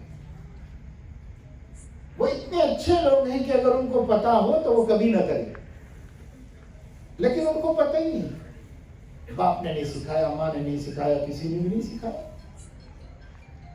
اب مفتی صاحب بتا رہے تھے ایک واقعہ، ایک نہیں ہے، گھر گھر ایسی بیٹیاں موجود ہیں، وہی ایک نہیں جو کسی غیر مسلم کے ساتھ نکل گئی تھی اور اس کو سمجھانے کی کوشش کی گئی، اسے پتہ ہی نہیں تھا کہ اسلام کیا ہے، اپنے نبی کا نام تک نہیں معلوم تھا۔ ایک نہیں ہے وہ ہر گھر کی بیٹیوں کا یہ حال ہے، ان کو کوئی سکھانے والا نہیں، ان کو کوئی بتانے والا نہیں۔ اس لیے یہ مکتب کمپلسری ہے بچوں کے لیے، بچیوں کے لیے، جوانوں کے لیے، جوان لڑکیوں کے لیے، جو کالج کی اسٹوڈنٹس ہیں ان کے لیے، اور بوڑھوں کے لیے اور بوڑھیوں کے لیے، سب کے لیے کمپلسری۔ حضور علیہ السلام نے فرمایا، میں نہیں کہہ رہا ہوں کہ صاحب آپ حیدرآباد سے مولانا کہ ہم سب کو گناہ گار بنا دیں، میں نہیں بنا رہا، دین میرا تھوڑا ہی ہے، میں سنانے آیا ہوں۔ ہم لوگ دین بناتے نہیں ہیں، ہم لوگ دین بتاتے ہیں۔ دین بنانا ہمارے ذمہ نہیں ہے، اللہ نے بنا دیا ہے دین، ہمارے ذمہ بتانا ہے، ہم بتا رہے ہیں۔ آقا صلی اللہ علیہ وسلم نے فرمایا، اگر باشعور عاقل بالغ مرد و عورت 1 سال میں دین ضروری نہیں سیکھ لیتے تو میں اس دنیا میں اللہ کا عذاب اتاروں گا ان کے۔ یہ ہمارے نبی نے فرمایا، اس دنیا میں عذاب اتاروں گا، صرف 1 سال کی اجازت دی، کیونکہ ایک قوم کے بارے میں فرمایا تھا، وہ لوگ آئے اور ہاتھ جوڑے اور انہوں نے کہا یا رسول اللہ ہم لوگ اپنے پورے قبیلے کو سکھا دیں گے، 1 سال کا ٹائم دیجیے، آپ عذاب رکائیے، 1 سال رکائیے، ہم پورے قبیلے کو سکھا دیں گے۔ حضرت ابو موسیٰ اشعری رضی اللہ تعالیٰ عنہ کے قبیلے کے بارے میں حضور صلی اللہ علیہ وسلم نے فرمایا تھا کہ اس قبیلے میں بعض لوگ ہیں جن کو علم آتا ہے، قرآن آتا ہے اور دین سے واقف ہیں، اور اسی قبیلے میں کچھ کاشتکار ہیں، مزدور ہیں جن کو دین نہیں آتا، قرآن نہیں آتا۔ پھر حضور علیہ السلام نے فرمایا تھا کہ یہ لوگ بھی نہیں سیکھیں گے تو ان پہ عذاب اتاروں گا، اور وہ لوگ سکھائیں گے نہیں تو ان پہ بھی عذاب اتاروں گا۔ یہ حضور نے فرمایا، ممبر پہ کھڑے ہو کے فرمایا۔ پھر نیچے اتر کے بیٹھ گئے۔ صحابہ نے کہا یا رسول اللہ کس کے بارے میں آپ اتنے ناراض ہو رہے ہیں، اور کس کے بارے میں آپ نے یہ فرمایا؟ تو فرمایا اور کون؟ ابو موسیٰ اشعری کے قبیلے کی بات کر رہا ہوں، جلیل القدر صحابی تھے ابو موسیٰ اشعری، ان کے قبیلے کی بات کر رہا ہوں۔ پھر سے پوری بات دہرائی، جو نہیں جانتے وہ سیکھ لیں، نہیں تو عذاب اتاروں گا اللہ سے کہہ کے، اور جو جانتے ہیں وہ سکھائیں، نہیں سکھائیں گے تو ان پہ وہ اتاروں گا۔ اب یہ بات حضور علیہ السلام نے فرمائی 2 مرتبہ، دوسری مرتبہ کسی نے جا کے حضرت ابو موسیٰ اشعری کو بتا دیا کہ آپ کے بارے میں حضور علیہ السلام یہ کہہ رہے ہیں۔ وہ چند لوگوں کو لے کے فوری دوڑتے ہوئے آئے، پھر اسی مجلس میں بیٹھے ہوئے تھے، پوچھا یا رسول اللہ آپ نے ہمارے بارے میں ایسی تنبیہ فرمائی ہے، ہمیں ایسی اطلاع ملی؟ تو فرمایا کہ ہاں، تم لوگوں میں بہت لوگ وہ ہیں جو قرآن جانتے ہیں، دین جانتے ہیں، مسائل جانتے ہیں، اور بہت سے لوگ کاشتکاری کرنے اور مزدوری کرنے والے، پانی بھرنے والے وہ لوگ ہیں جو نہیں جانتے ہیں۔ اگر تم لوگ سکھاؤ گے نہیں تو تمہارے اوپر اللہ کا عذاب اتاروں گا، اور اگر وہ لوگ سیکھیں گے نہیں تو ان کے اوپر اللہ کا عذاب اتاروں گا۔ اب حضور علیہ السلام نے تیسری دفعہ وہی بات دہرائی، تو حضرت ابو موسیٰ اشعری صحابی تھے اور جلیل القدر صحابی تھے، سمجھ گئے. انہوں نے کہا یا رسول اللہ ہمیں 1 سال کا ٹائم دیجیے، 1 سال کا ٹائم دیجیے، ہمارے جاہل سیکھ لیں گے، ہمارے عالم سکھا دیں گے، 1 سال کا ٹائم. تو حضور علیہ السلام نے فرمایا ٹھیک 1 سال کا موقع دے رہا ہوں. اور ان لوگوں نے سکھا لیا اور ان لوگوں نے سیکھ لیا. اب یہ حدیث قیامت تک کے واسطے ہے. علماء ہم کو سنا رہے ہیں لیکن ہم لوگ سیکھنے کی کوئی فکر نہیں کرتے. ان لوگوں کو یقین تھا کہ اگر ہم دیر کریں گے تو عذاب آ جائے گا. ہم لوگوں کو نبی کی بات پہ یقین نہیں ہے، عذابوں میں مبتلا ہے. میرے دوستوں اور میری بہنوں اچھی طرح سمجھ لو، عذاب کے لیے کوئی آسمان سے بارش برسنا، آگ برسنا ضروری نہیں ہے. عذاب کے لیے زمین میں دھنسا دیا جانا ضروری نہیں ہے. عذاب کی 1000 شکلیں ہیں، اللہ جس طرح چاہے عذاب میں مبتلا کرے. مفسرین فرماتے ہیں اللہ تعالیٰ اپنی ناراضگی کا اظہار جن جن عذابوں کے ذریعے کرتے ہیں، سزاؤں کے ذریعے کرتے ہیں، اس میں سب سے بدترین وہ ہے جو نظر نہیں آتی، دکھائی نہیں دیتی، سمجھ میں نہیں آتی، اور وہ ہے دلوں کو سخت کر کے بے حس کر کے. یہ عذاب ہے اللہ کا. آج ہمارے قلوب بے حس ہے، اتنا سن رہے ہیں، اتنا دیکھ رہے ہیں، اتنے خطرات سر پہ منڈلا رہے ہیں، پر ہم اپنے بچوں کو دین سکھانے کے لیے تیار ہیں. ہم اپنے بچوں کی دینی تعلیم کے لیے تیار نہیں. جب بھی دینی تعلیم کی بات کی جاتی ہے تو آپ یہ سمجھتے ہیں کہ شاید ہم یہ کہہ رہے ہیں کہ آپ بچے کو مدرسے میں شریک کر دو، اسکول سے نکال دو. یہ نہیں ہم کہہ رہے ہیں. وہ تو بڑی سعادت کی بات ہے، جس کی قسمت ہے اور جس کو اللہ توفیق دے وہ حاصل کرے گا. ہم اس پر آپ کو مجبور نہیں کر رہے ہیں. ہم آپ کو یہ کہہ رہے ہیں کہ وہ علم جس کا سیکھنا فرض عین ہے، جس کو نہیں سکھائیں گے آپ تو آپ بھی گنہگار ہوں گے، اور وہ نہیں سیکھیں گے تو وہ بھی گنہگار ہوں گے. ہم اس علم کی بات کر رہے ہیں. وہ تو کرنا ہی کرنا ہے، سب کو کرنا ہے. پڑھاؤ کچھ بھی،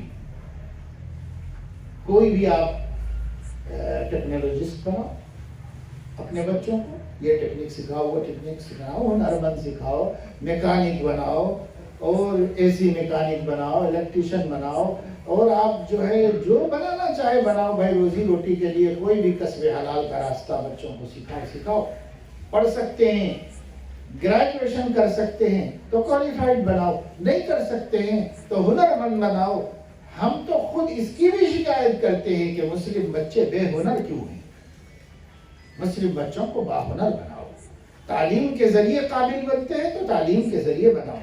اب بعض بچے مٹھوس ہیں، ذہین نہیں ہیں، غبی ہیں، تعلیم میں نہیں چلتے یا ان کا ذہن شوق نہیں ہے، تو ٹھیک ہے چھوڑو، ادھر سے رکاؤ اور کسی ہنر میں لگاؤ اور ہنرمند بنا دو. ایک ہنرمند آدمی دنیا میں کہیں جائے گا عزت سے روزی کھائے گا، بھیک نہیں مانگے. ہنر اس کے پاس رہنا چاہیے. کوئی سا بھی ہنر ہو، جائز ہنر سکھاؤ. کارپینٹر ہے، پینٹر ہے اور الیکٹریشین ہے. دنیا میں انسانوں کی ضرورت کی چیزیں ہیں، اسی وجہ سے یہ ایک ہنر بن گیا ہے. یہ ہنر انبیاء علیہ السلام کے ذریعے اللہ نے بھیجا ہے، تو بری چیز ہے کیا؟ کشتی بنانا کارپینٹری ہے. کارپینٹری اللہ نے پیغمبر نوح علیہ السلام کو سکھا کہ ان سے کشتی بنوائی. اور فرمایا وَلِتُصْنَعَ عَلَىٰ عَيْنِي، میری نگرانی میں بنائیے. تو اللہ نے اپنی نگرانی میں پیغمبر کو، اللہ نے اپنی نگرانی میں پیغمبر سے جو کام کرایا تھا وہ کام معیوب ہے؟ وہ کام معیوب تو نہیں ہے. وہ کام تو اتنا بڑا ہے کہ نبی سے کروایا اللہ. لوہار گیری معمولی چیز ہے. اللہ تعالیٰ نے داؤد علیہ السلام کے لیے انزلنا الحدید فیہ بأس شدید ومنافع للناس، قرآن میں لوہے کی تعریف کی اور فرمایا کہ ہم نے داؤد کے واسطے لوہے کو موم بنا دیا. تب اللہ تعالیٰ نے فیکٹریاں، فرم، کارخانے نہیں اس زمانے میں تھے، اس زمانے میں آہستہ آہستہ اوپر آ رہے ہیں ہم. سب سے پہلے اللہ تعالیٰ نے کیا کیا؟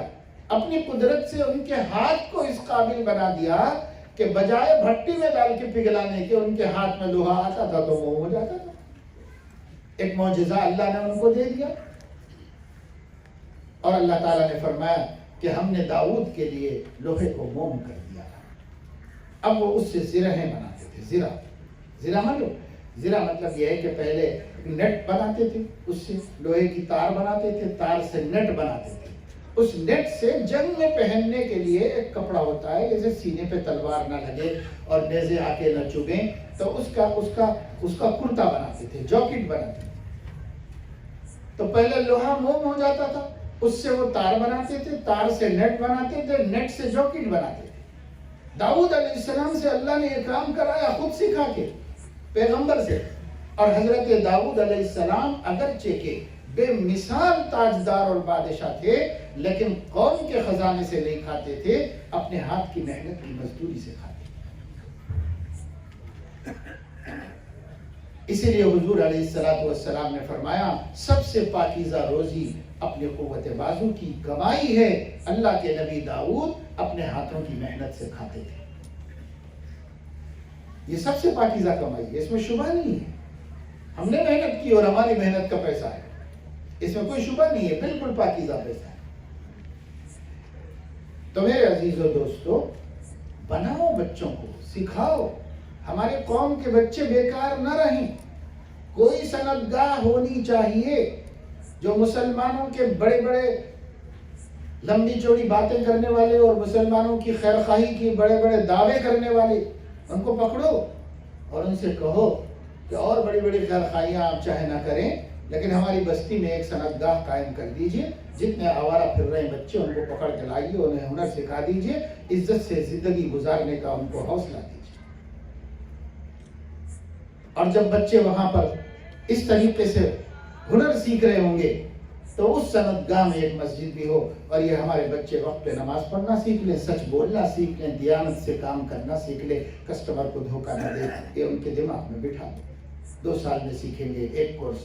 2 سال ان کو نمازی بناؤ، 2 سال ان کو سچ بولنے والا بناؤ، اور 2 سال میں ان کو کسٹمر کو دھوکہ نہ دینا سکھا دو اور ہنر سکھا دو اور نکال دو. دیکھو کتنی عزت سے یہ کمائیں گے. لوگ لائن بنا کے ان کے گھر کے باہر کھڑے ہوں گے، ہماری تاریخ بک کریے، ہماری تاریخ بک کریے. اگر دیانتدار کاریگر کو لوگ ترس رہے ہیں، ہم ہی نہیں، ایک غیر مسلم، بڑے بڑے غیر مسلم بلڈر ترس رہے ہیں. اگر ان کو کوئی مسلمان نمازی بھی ہو اور وقت پہ چھوڑ کے چلا بھی جاتا ہو مگر دیانتدار ہو تو اس کا انتظار کر کے اسی کو بلڈنگ دے رہے صاحب آپ کرو ہمارا کام. ایسے ہمارے یہاں کبھی ضرورت پہ ہم بلاتے ہیں مدرسے میں 2 بچے ماشاءاللہ دوست ہیں، صرف محلے کے پڑوسی ہیں اور دیکھنے میں بالکل داڑھی واڑی اور بہت پابند بچے ہیں ماشاءاللہ. اور نماز بس اذان کے بعد ایک لمحہ نہیں رکتے. اذان ہوئی سب چھوڑا، کپڑے بدلے اور وضو بنایا، سیدھے مسجد. کھانا کھانے میں دیر ہو جائے کوئی بات نہیں، لیکن نماز کبھی ان کی جماعت تک نہیں چھوڑتی. حالت یہ ہے کہ جب کبھی ہم کہتے ہیں کہ بھئی کچھ کام کے لیے وقت ہے آپ کے پاس، تو ان کو ٹائم ہی نہیں. کام کر رہے ہیں، فلاں مارواڑی کے پاس کر رہے ہیں، فلاں کے پاس، فلاں ریڈی کے پاس اور فلاں کے پاس کر رہے ہیں. اور وہ لوگ انتظار کرتے، بچوں نے بتایا کہ ہم کو دیر ہے، تو وہ کہتے ہیں کہ ٹھیک ہے تم لوگ فارغ ہونے کے بعد تمہیں کو دینا ہے. تو سارا تعصب اپنے فائدے کے لیے ختم ہو گیا. ایک چیز ہمارے اندر تھی، دیانت، کہ یہ بچے جھوٹ نہیں بول رہے ہیں، کام خراب نہیں کر رہے ہیں، ان کو دھوکہ نہیں دے رہے ہیں، ان کو صحیح کام کر کے دے رہے، دھوکہ نہیں دے رہے. بس اگر ہم یہ سکھاتے ہوئے ہمارے بچوں کو ہنرمند بنا دیں، جو بچے آوارہ پھر رہے ہیں ان کو ہنرمند بنا دیں، تو یہ بچے ذلت کے ساتھ جینے کے بجائے عزت کے ساتھ جئیں گے. اور امت کی عزت نبی کی عزت، اور امت کی ذلت نبی کی ذلت. کرنے کے لیے ہے. ہم بڑی بڑی باتیں، ہمارے لیڈر بھی صرف باتیں ہی کرتے ہیں، ہمارے مالدار بھی صرف باتیں ہی کرتے ہیں، سب باتیں کر رہے ہیں. ارے کرنا چاہیں تو کیا کچھ نہیں ہم کر سکتے تھے اپنی قوم کے لیے، اب بھی کر سکتے ہیں. کچھ کرنا چاہیں، اچھا سوچو، بھلا سوچو. شہرت کو چھوڑو.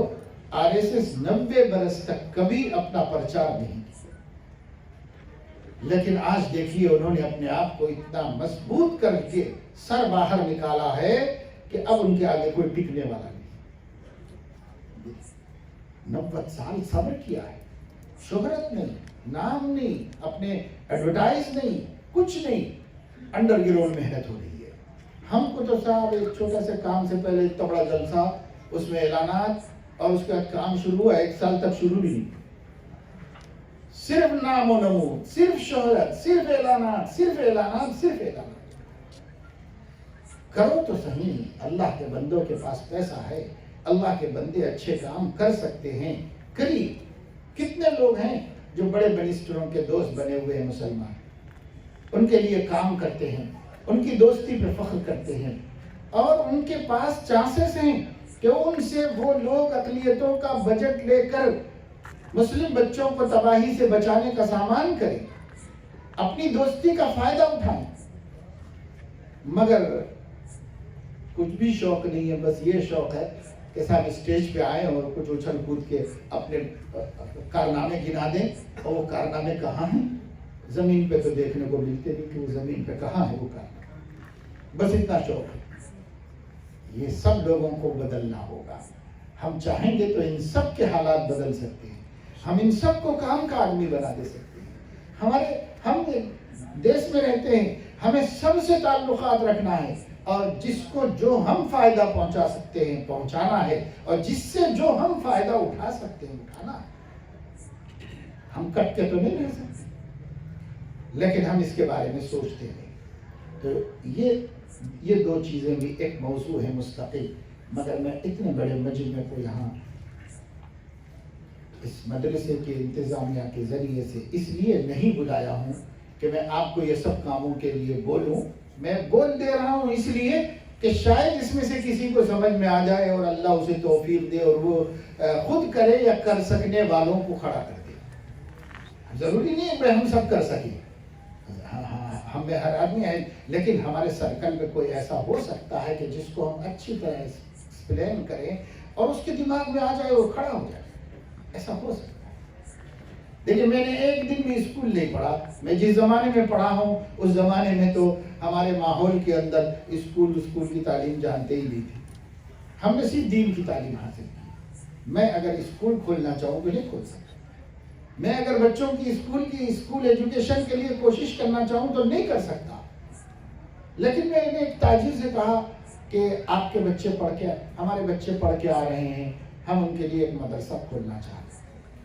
میں نے کہا کہ اس بستی میں جتنے مدرسے ہیں وہ ضرورت کے لیے کافی ہیں، آپ انہی مدرسوں کو مضبوط کیجیے، لیکن آپ کے پاس پیسہ ہے، آپ اپنے بچوں کو مصروف کرنے کے لیے اسکول کھولیے، انگلش میڈیم اسکول کھولیے، اور صرف قوم کے بچوں کو ایمان اور یقین اور دین مضبوط رکھنے کے واسطے، یہ کرتے ہوئے اچھی تعلیم دیں گے۔ اس کے واسطے جتنی آپ کی رہنمائی میں کر سکتا ہوں کروں گا، اور باقی جو کام آپ کو کرنا ہے وہ آپ کریں۔ ہم کھانا کھا کے ایسے بیٹھے تھے، سامنے ایک ٹیبل رکھا ہوا تھا، وہ بیچارے وہ خود بھی پڑھے لکھے آدمی نہیں تھے، وہ یہ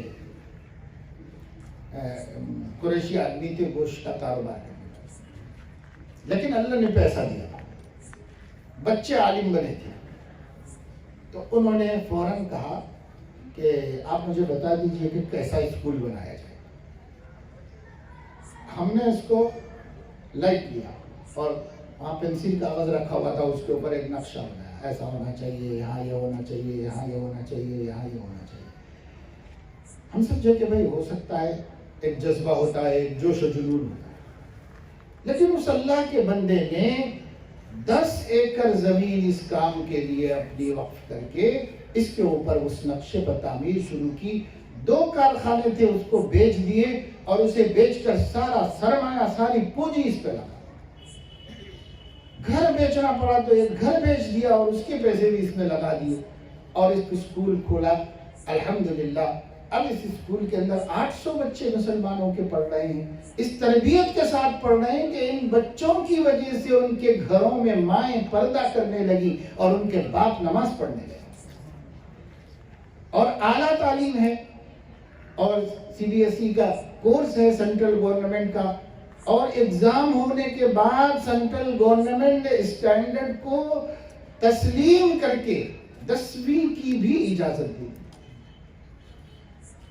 اعلیٰ معیار کی تعلیم، اور اس اعلیٰ معیار کی تعلیم کے ساتھ بچوں کی مذہبی تربیت، عقیدے کی درستگی، خدا سے تعلق، نبی کا عشق، اور یہی تو ہمارا سرمایہ ہے. یہ نہیں تو ہم کیا ہیں؟ ہم مٹی کا ڈھیر ہیں، ہمارے پاس کچھ نہیں. ہم ذلیل کتوں سے بدتر ہیں اگر ہمارے دل میں اللہ کی معرفت اور نبی کی محبت نہیں. کیا ہیں ہم؟ مردار ہیں اور کوئی حیثیت نہیں ہمیں. اگر ہماری کوئی عزت ہے تو ان دو چیزوں کی وجہ سے ہے، خدا کی معرفت اور نبی کی محبت. یہ نہیں ہمارے پاس تو پھر کیا ہے؟ کیا سکھا رہے آپ بچوں کو؟ دولت مند بنائیں، کروڑ پتی بنائیں، اسٹیٹس کے ویزے لگ جائیں، امریکہ میں ویل سیٹل ہو جائیں، وہاں پر بڑے بڑے سودی بلڈنگیں لے کر، سودی کاریں لے کر عیش کر رہے ہوں، اور اس کی فوٹویں آپ لوگوں کو دکھاتے پھریں. یہ میرا بچہ ہے، یہ شکاگو میں ہے، اور یہ نیو یارک میں ہے، اور یہ کینیڈا میں ہے، اور دیکھیے کیسا بنگلہ ہے، اور کیسی کار ہے، اور کیا شان ہے اس کی. کیا مرنے کے بعد کام آئے گا؟ جو آہنگ رفتن کنت جانے پاک چے برتخت مردن چے بر ہوئے خان. ایک فارسی کے شاعر کہہ رہے ہیں جب جان نکل جائے گی اس جسم سے تو تخت شاہی پر مرنا اور فٹ پاتھ پہ مرنا برابر ہے، کیونکہ دونوں کو 2 گز زمین اور 2 گز کفن کے علاوہ کچھ نہیں ملنے والا ہے، چاہے بادشاہ کیوں نہ. سلطان عبداللہ سعودی عرب میں مرے تو کیا کیا گیا؟ سوائے 2 گز کفن کے، سوائے 2 گز زمین کے کیا ملا ان کو؟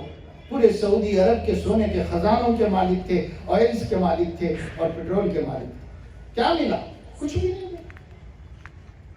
ایک بادشاہ تھا جس کا نام سکندر ہے. سکندر فاتح عالم کہتے ہیں، تاریخ میں مشہور ہے. سکندر فاتح عالم، یعنی اس بادشاہ نے ایک ملک، دوسرا ملک، تیسرا ملک فتح کرنا شروع کیا. اس زمانے میں ملکوں کو فتح کرتے تھے اپنی قوت سے، اپنی فوج سے، اپنی طاقت سے. کرتے کرتے کرتے کرتے پورے ورلڈ کو فتح کر دیا، پورے ورلڈ کو. تاریخ گواہ ہے کہ ہندوستان بھی اس نے فتح کیا، چائنا بھی فتح کیا. اور جب چائنا سے واپس جا رہا تھا تو رستے میں موت آ گئی. تو موت سے پہلے اس نے وصیت کی کہ جب میرا جنازہ لے کے جاؤ تو میرے 2 ہاتھ پلنگ سے نیچے لٹکا دو. اندر رہتے ہیں، اوپر رکھتے ہیں، پلنگ لے کے جاتے ہیں. پہلے پلنگوں پہ لے کے جاتے تھے، کھلے جنازے جاتے. تو جنازہ میرا لے کر جاؤ تو میرے ہاتھ جو ہے ادھر نیچے لٹکا دو، ایسا کہ سب ساتھ چلنے والوں کو نظر آئے. بادشاہ کا جنازہ تھا، ہزاروں لوگ اس کے ساتھ جانے والے تھے. پوچھا گیا ایسا کیوں؟ تو کہا کہ دنیا دیکھ لے کہ پوری دنیا فتح کر کے دنیا سے 1 کوڑی بھی لے کے نہیں جا رہا ہے، 2 ہاتھ بھی خالی. اس ہاتھ میں بھی کچھ نہیں ہے، اس ہاتھ میں بھی کچھ، دونوں ہاتھ خالی جا رہا ہے. آپ کی اولاد کو کچھ بھی بنا دیں، کروڑ پتی بنا دو، ارب پتی بنا دو، دنیا کے 10 ٹاپرز دولت مند بنا دو، لیکن اگر دین نہیں ہے تو پھر میرے دوستو دونوں ہاتھ خالی ہیں، تو کچھ بھی نہیں.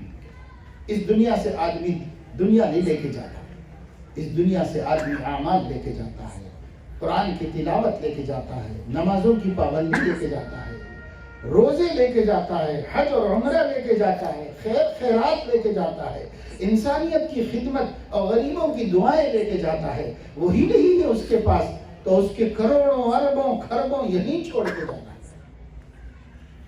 اڈانی مرے گا تو کیا لے جائے گا؟ امبانی مرے گا تو کیا لے جائے گا؟ پریم عظیم پریم جی مریں گے تو کیا لے کے جائیں گے؟ ٹاٹا برلا کیا لے کے جاتے ہیں دنیا سے؟ کون کیا لے کے جاتا ہے؟ کوئی کچھ لے کے نہیں جاتا. سب ان کے ہاتھوں بس لے جا کے آگ کے حوالے کر دیے جاتے ہیں اور جلا کر راکھ کر دیے جاتے ہیں. اور جس کو جلایا جا رہا ہو اس کو کیا دیا جائے گا؟ اس کی ہاتھ کی گھڑیاں بھی اتار لی جاتی ہیں، اس کی انگلیوں کی انگوٹھیاں بھی اتار لی جاتی ہیں، اس کی ہر چیز نکال دی جاتی ہے.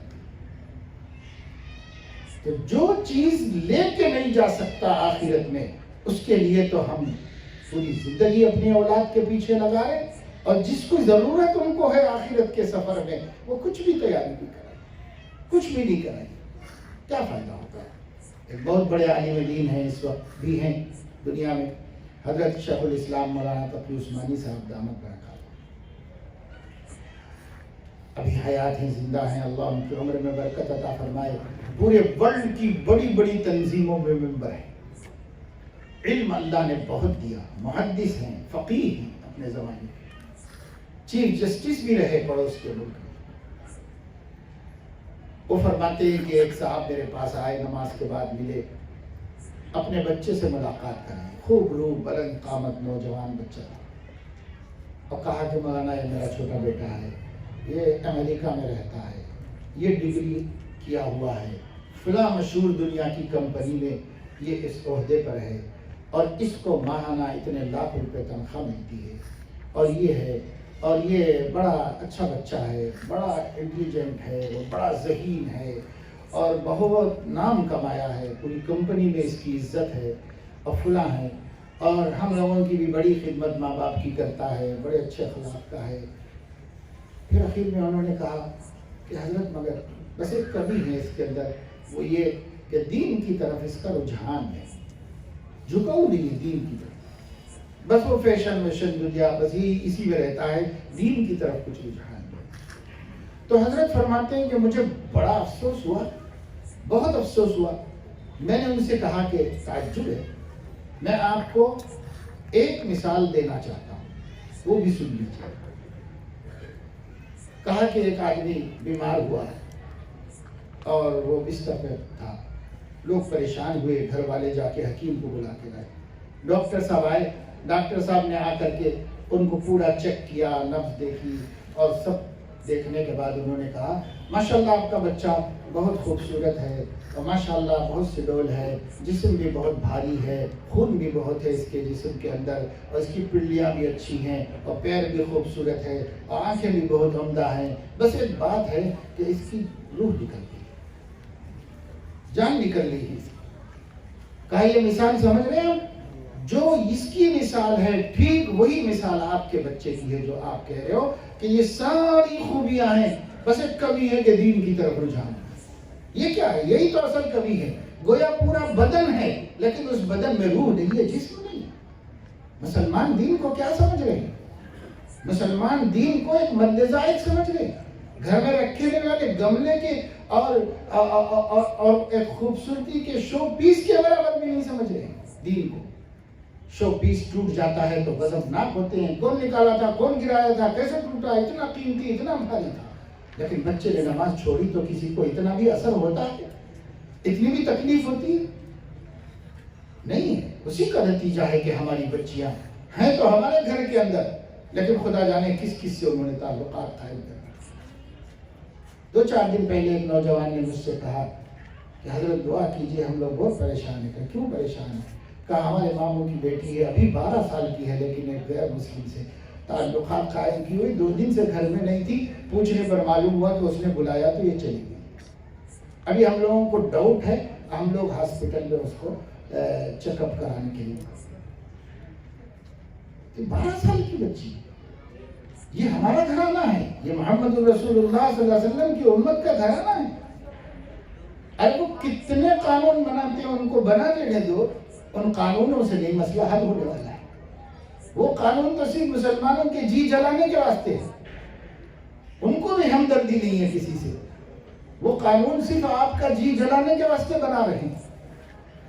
حقیقت یہ ہے کہ جب تک ہم اپنے بچوں کو تہذیب نہیں سکھائیں گے، اور وہ بھی اپنی بچیوں کو تہذیب اور اخلاق اور آداب نہیں سکھائیں گے، تب تک کوئی قانون ان تعلقات کو روکنے والا نہیں.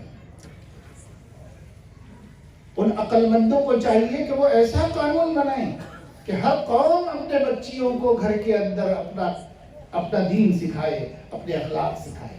اگر وہ سکھائیں گے تو خود بخود یہ قصے نہیں ہوں گے. جس زمانے میں بچیوں کو حیا سکھائی جاتی تھی، ہوتے تھے کیا ایسے قصے؟ ہوتے نہیں تھے.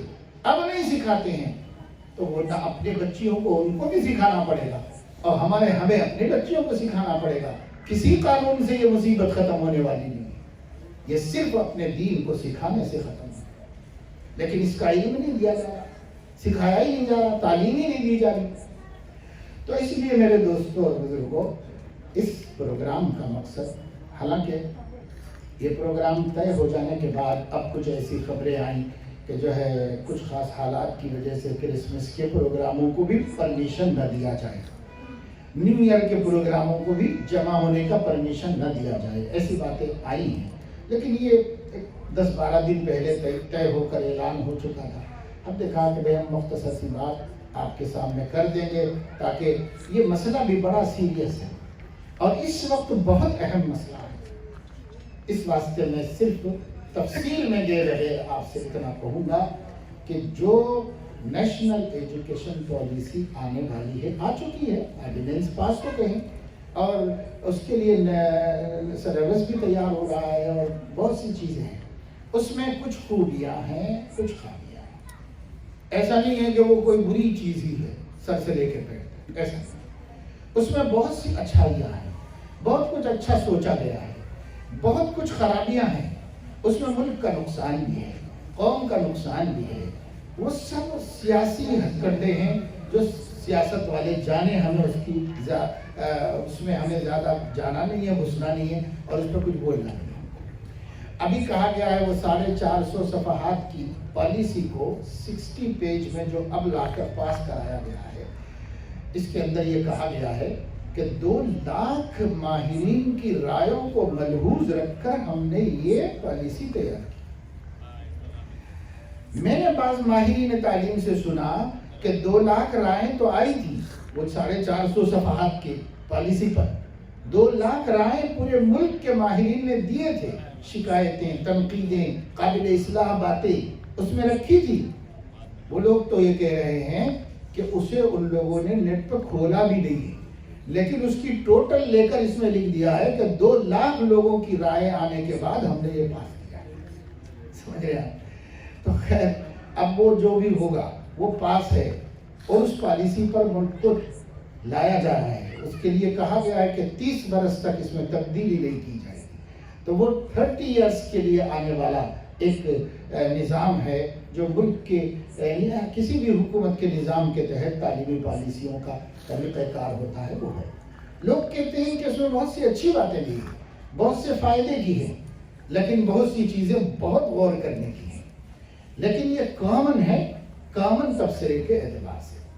لیکن ایز اے مسلم آپ ہمارے سوچنے کی ایک بات خاص ہے، وہ یہ ہے کہ ما قبل عہد وسطیٰ، کہتے ہیں اردو تو اتنا سمجھ نہیں پاتے اور ہم لوگ انگلش بول نہیں پاتے، مشکل ہے۔ لیکن ما قبل عہد وسطیٰ سے مراد یہ ہے کہ جو مسلم بادشاہوں کا دور ہے، ان دور سے پہلے کا جو دور ہے اس کو عہد قدیم کہا جاتا ہے، پرانا دور۔ تو اس وقت یہ حکومت نیشنل ایجوکیشن پالیسی میں یہ کہنا چاہ رہی ہے کہ جو تہذیب، جو کلچر اصل ہندوستان کا ہے، یعنی مسلم بادشاہوں سے پہلے کے ہندوستان کا جو کلچر ہے، اس کلچر کو بھارتیہ کلچر کہا جائے گا اور اس کلچر کو نئی تعلیمی پالیسی میں ملحوظ رکھا جائے گا اور اس کو ملحوظ رکھنا سب اسکولوں کے لیے لازمی ہوگا، پرائیویٹ ہو یا سرکاری، سب کے لیے لازمی ہوگا۔ بلکہ اس پالیسی کے تحت خطرہ یہ ہے کہ سرکاری اسکول رہیں گے بھی نہیں، سب پرائیویٹ ہی ہو جائے گا۔ تو جب پرائیویٹ ہو سب کو یہ ملحوظ رکھنا ہوگا۔ کیوں؟ اس واسطے نہیں، وہ یہ نہیں کہہ رہے کہ ہم کو ہندو کلچر نہیں، ہندوستان جمہوریت ہے، یہاں ڈیموکریسی ہے، ہم یہاں پر ہندو کلچر کی بات نہیں کر رہے ہیں، ہم بھارتیہ کلچر کی بات کر رہے ہیں۔ بھارت کا کلچر بھارتیوں کو ماننا پڑے گا اور اس کو قبول کرنا پڑے گا۔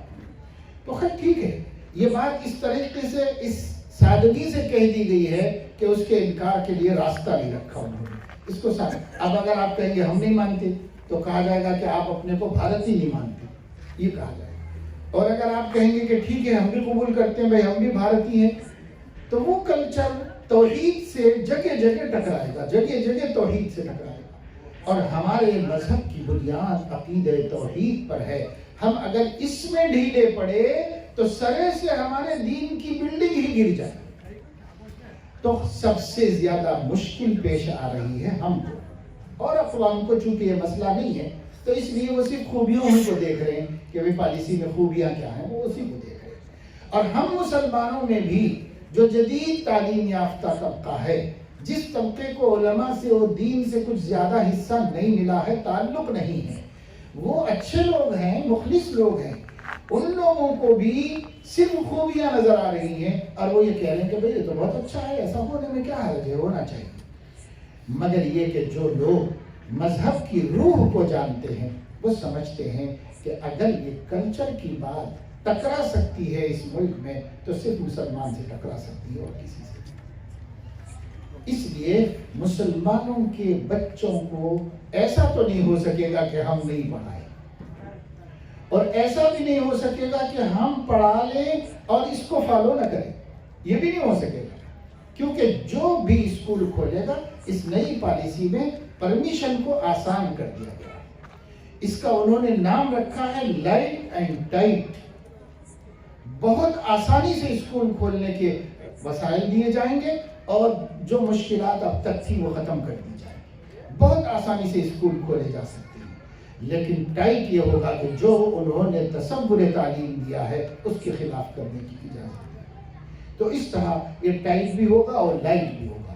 تو اسکول کھلیں گے، پڑھیں گے، ہمارے بچوں کو بھی پڑھنا ہے، اور ہمارے بچوں کو چاہے آپ کھول لیں تب بھی یہی پڑھانا ہے اور یہی طریقے سے پڑھانا ہے۔ تب کیا ہوگا؟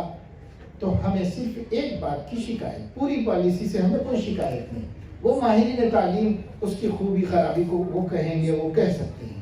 ہمیں جو فکر ہے اور جو فکر کرنی ہے اور جس فکر کے لیے ہم نے آج آپ کو اتنی دور شہر سے بلایا ہے، زحمت دی ہے، وہ بہت اہم مسئلہ یہ ہے کہ ہم اس کا توڑ کیا کر سکتے ہیں۔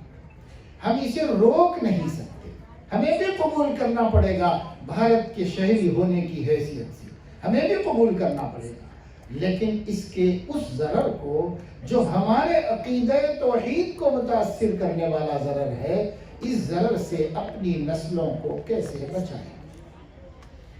نہیں بچاتے ہیں تو پھر اس کے لیے تیار ہونا ہوگا کہ ہمارے بچوں کے جو عقیدے ہوں گے ان عقیدوں میں توحید و شرک کا کوئی فرق نہیں، کوئی فرق باقی نہیں رہے گا کہ وہ توحید پہ ہیں یا شرک پہ ہیں، آپ نہیں بتا سکتے۔ اور ظاہر ہے کہ اللہ ایسے عقیدے کو قبول نہیں کرے گا، اللہ ان کو شرک پہ ہی شمار کرے گا۔ تو کیا اپنی نسلوں کو ہم کھو دیں گے؟ کیا ہم اپنی اولاد کو ضائع کر لیں گے؟ تو متبادل ہمارے پاس کیا ہے؟ اس کو سوچنا ہے۔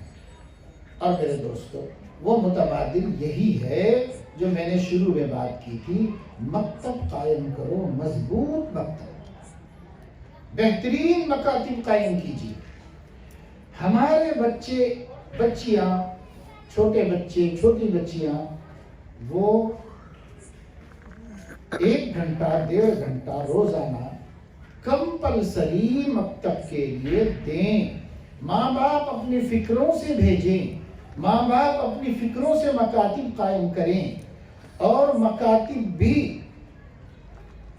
ذمہ دار علماء کے ذریعے سے کروائیں، یعنی ان کی نگرانی میں چلیں۔ اور جو لوگ مکاتب چلانے والے ہیں ان کی خود ٹریننگ کی جائے کہ وہ کس مقصد کے لیے مکتب چلانا ہے اور کیا بچوں میں پیدا کرنا ہے، اس کی ٹریننگ ان کو دی جائے، اور اس کے بعد ایک منظم، بامقصد، پر اثر مکاتب کا نظام قائم کیا جائے پورے شہر کھمم میں۔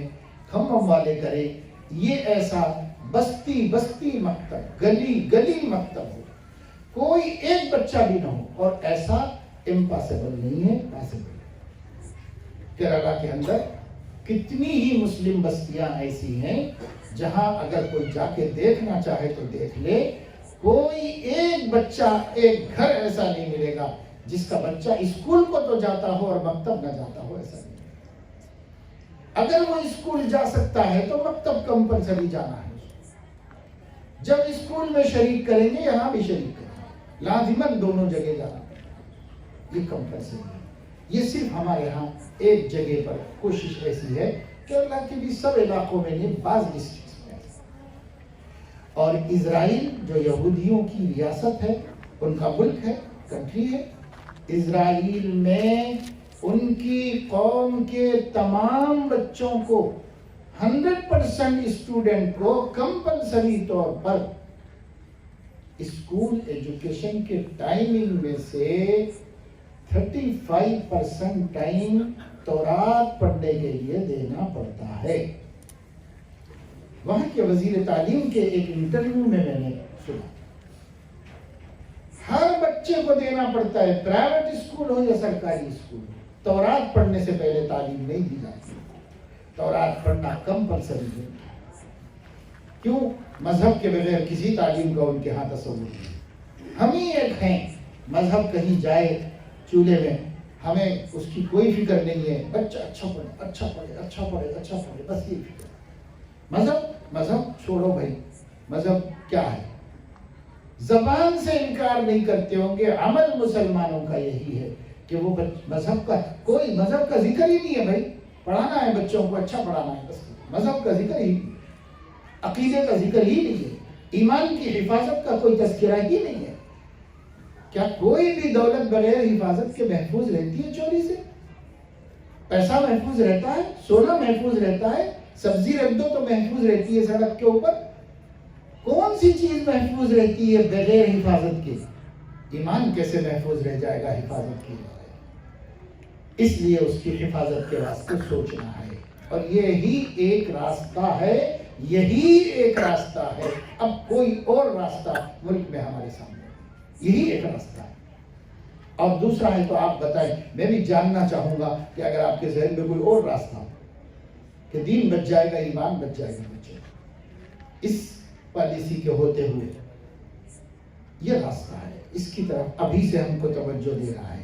وہ لوگ بھی فیلڈ ورک کر رہے ہیں، ہم بھی فیلڈ ورک شروع کریں، اور ہم مان لیں کہ بھائی ٹھیک ہے ہمارے بچے بھی پڑھیں گے، اور جو بھی ملک کا نظام تعلیم ہوگا، جب ساری قومیں ایکسپٹ کر لیں گی، مسلمان بھی کر لیں گے، لیکن جو ضرر ہے اس ضرر سے ہم کیسے بچائیں، اس ضرر سے بچانے کی ہمیں فکر ہے۔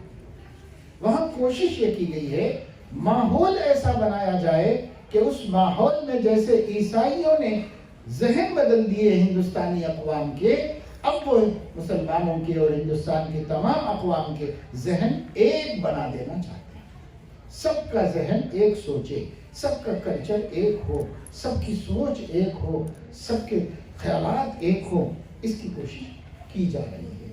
تو اس کے بارے میں ہمیں بہت غور کرنے کی ضرورت ہے، یہ کسی کی مخالفت نہیں ہے، اور یہ اپنے تحفظ کی فکر ہے، اپنے تحفظ کی۔ بھائی ہمیں اپنے دین کی حفاظت کا حق ہمارے آئین نے دیا، اس ملک کے ہر مذہب والے کو اپنے مذہب کی حفاظت کا حق دیا گیا ہے، اور اس مذہب کی تبلیغ کا بھی حق دیا گیا ہے۔ ہاں کسی پہ زبردستی کرنا قانون کے خلاف ہے، لیکن تبلیغ کرنا قانون کے خلاف نہیں۔ ہر مذہب والا اپنے مذہب کی تبلیغ کر سکتا ہے۔ تو جب اتنا حق ہمیں دیا گیا ہے تو ہم تو کہہ رہے ہیں کہ بھائی کم سے کم اپنے بچوں کے عقیدے کی حفاظت کے واسطے کچھ کرو، تدبیر کرو، کوشش کرو۔ تو بس میرے دوستو، یہ اصل بات تھی جس کے لیے یہ پروگرام رکھا گیا تھا، اور یہ بات میں نے آپ کے سامنے رکھی ہے، اور میں اس کو بہت اب لمبا نہیں کرنا چاہتا۔ میں نے جتنی بات آپ کے سامنے کی، اور بھی بہت کچھ باتیں ہیں جو آپ کے سامنے رکھنے کی ہیں، شیئر کرنے کی ہیں، جو ہمارے سامنے تجربے ہیں، جو ہمارے سامنے حالات ہیں، اور جو ہمارے سامنے فیوچر ہے، وہ آپ کے سامنے رکھنا ہے، لیکن اب موقع نہیں ہے، اور ان دنوں مناسب بھی نہیں ہے کوئی بہت لمبا پروگرام کرنا۔ اس وقت اتنا ہی پروگرام کافی ہے، اور اتنی ہی باتیں اگر میں اپنا درد دل آپ کے سامنے صحیح طریقے سے رکھ سکا ہوں اور آپ اس کو کچھ سمجھ سکے ہیں تو انشاءاللہ یہ بہت کافی ہے۔ تو اس سلسلے میں کیا آپ لوگ اپنی اپنی بستیوں میں صحیح ڈھنگ کے مکاتب کے قیام کی فکر کریں گے؟ اللہ توفیق دے، اور اللہ پاک اس ارادے میں برکت نصیب فرمائے، اور ہم بہت جلد دیکھ لیں کہ ہمارے بچے سب کے سب اپنے مذہب کی تعلیم سے غافل نہیں ہیں، دور نہیں ہیں، اور خوب پڑھاؤ، اچھا پڑھاؤ، بڑے سے بڑے قابل بچے بناؤ اپنے پورے ورلڈ میں۔ الحمدللہ مسلمان پورے امریکہ میں ٹیکنالوجی کے اندر مسلمانوں کا ایک اونچا مقام ہے، مسلم بچوں نے نام کمایا ہے، اس ملک میں مسلم بچوں نے کیا سے کیا کیا ہے، لیکن میڈیا متعصب ہے اس لیے مسلم بچوں کو ہائی لائٹ نہیں کرتا۔ مسلم بچے بچیاں ایک سے ایک ذہین ہیں، اب پڑھاؤ، قابل بناؤ، ہم اس سے بالکل اختلاف نہیں رکھتے، لیکن ہماری بات یہ ہے ایمان بچاتے ہوئے کرو جو کرنا ہے۔ نبی کی روح تڑپے نہیں، ان کے روح کو سکون ملے اپنی امت کے حالات سے۔ ہفتے میں 2 مرتبہ نبی پر امت کے حالات پیش کیے جاتے ہیں، کیا بیتتی ہوگی رحمت للعالمین کی رحم دلی کے اوپر، اس کی فکر ہمیں کرنا ہے، کریں گے انشاءاللہ۔ اللہ مجھے آپ کو سب کو توفیق عمل نصیب فرمائے۔ اگر آپ نے میری بات سمجھ لی ہے، ہمارا یہ سفر الحمدللہ صبح سے اٹھ کے مسلسل کام میں ہوں، پڑھا کے نکلا ہوں، اور پھر راستے میں کچھ اور کام تھے وہ کرتے ہوئے یہاں آیا ہوں، اور اس وقت تک میں مسلسل کام ہی کر رہا ہوں صبح سے آپ کے سامنے۔ رات میں بھی 12 بجے تک ایک جگہ اسی عنوان پر حیدرآباد میں لوگوں کو جوڑ کے، علماء کو جوڑ کے ان کے سامنے فکریں رکھی گئی تھی، اور جگہ جگہ علماء کو جوڑا جا رہا ہے۔ یہاں آپ سب کو جوڑا گیا، اس میں عوام بھی ہیں، علماء بھی ہیں، حفاظ بھی ہیں، قرآن تھوڑا پڑھ کے چھوڑنے والے بھی ہیں، مدرسے میں کچھ دن پڑھے تھے، تجوید آتی ہے وہ بھی ہیں۔ ایسے سب لوگ طے کریں کہ مجھے کچھ کرنا ہے اپنے حبیب کی امت کے واسطے، سب کریں۔ اللہ توفیق نصیب فرمائے، آمین۔ وآخر دعوانا الحمدللہ۔